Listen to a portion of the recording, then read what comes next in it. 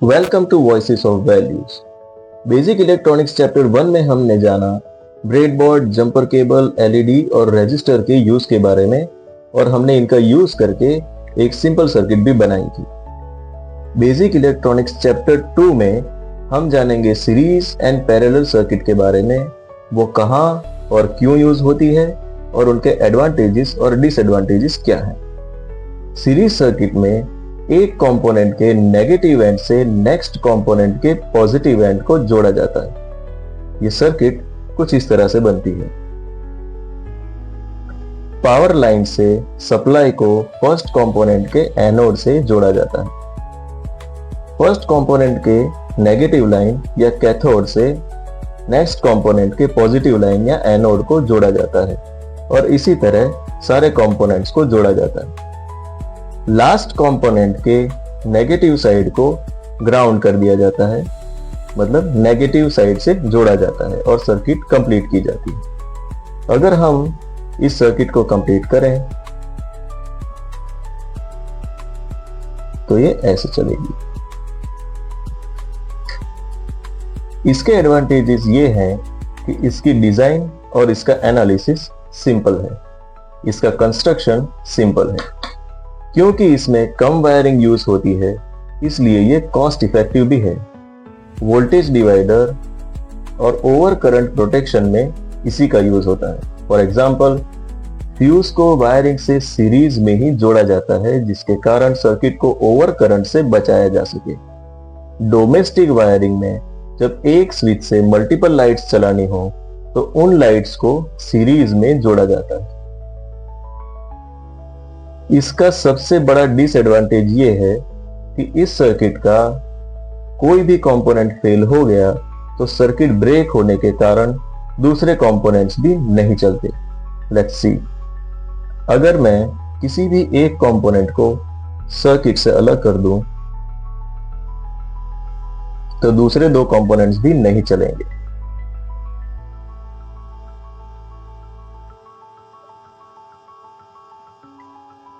इसके दूसरे भी डिसएडवांटेजेस हैं, जैसे कि इंक्रीज्ड रेजिस्टेंस। जितने कंपोनेंट्स इस सर्किट में ऐड होंगे उतना ही रेजिस्टेंस इंक्रीज होगा। इससे सर्किट का ओवरऑल करंट एंड पावर भी कम होगा। अगर सर्किट का कोई भी पार्ट फेल हो गया तो उस पर्टिकुलर पार्ट को लोकेट करने में टाइम लगता है। अगर सीरीज में 100 एलईडीज हैं जैसे कि डेकोरेशन लाइट्स में होती है और अगर एक एलईडी फेल हो जाती है तो उस फॉल्टी एलईडी को लोकेट करना एक चैलेंजिंग जॉब है। एक बार सर्किट बनने के बाद अगर उसमें से कोई कंपोनेंट निकालना या ऐड करना हो तो वो बहुत डिफिकल्ट होता है, क्योंकि सारे कंपोनेंट्स सीरीज में जुड़े हुए हैं। अगर सभी का resistance and required voltage different हो तो वो प्रॉपरली नहीं चल पाएंगे।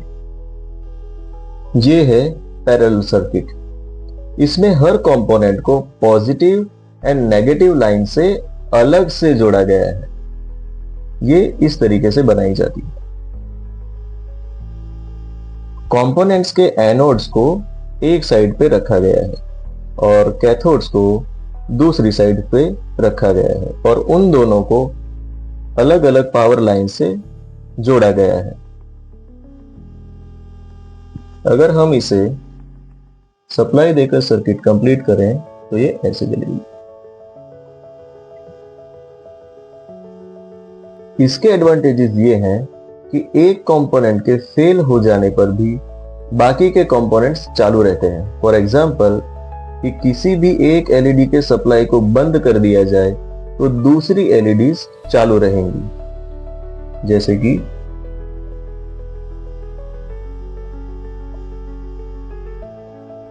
दूसरी दोनों एलईडीज पर इसका कोई फर्क नहीं पड़ता। जबकि सीरीज वाइंडिंग में किसी भी एक कंपोनेंट को निकालने पे पूरी सर्किट बंद हो जाती है। डोमेस्टिक वायरिंग में इसी मेथड से वायरिंग जोड़ा जाता है, इसलिए एक बल्ब के बिगड़ जाने से बाकी के कंपोनेंट्स जैसे कि फैन, टीवी एटसेट्रा चालू ही रहते हैं।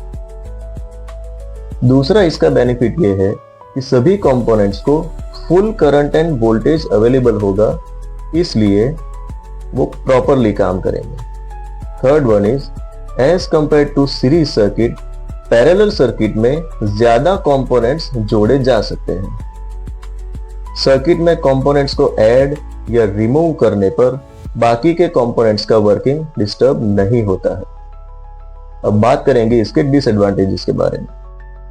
क्योंकि इसमें ज्यादा कंपोनेंट्स जोड़े जाते हैं, इसलिए इनकी डिजाइन कॉम्प्लेक्स है। ज्यादा वायरिंग की रिक्वायरमेंट के कारण ये कॉस्टली होती है।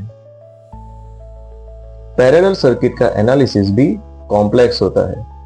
बेसिक इलेक्ट्रॉनिक्स से रिलेटेड आप आगे क्या जानना चाहते हैं, ये जरूर बताएं। Don't forget to like, share and subscribe. Thanks for watching.